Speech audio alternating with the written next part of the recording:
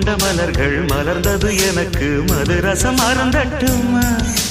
விடுகின்ற வரையில் முடிகின்ற வரையில் கவிதைகள் எழுதட்டுமா முத்தம் என்ற கடலில் முத்து குளிப்போமா அழகு அழகு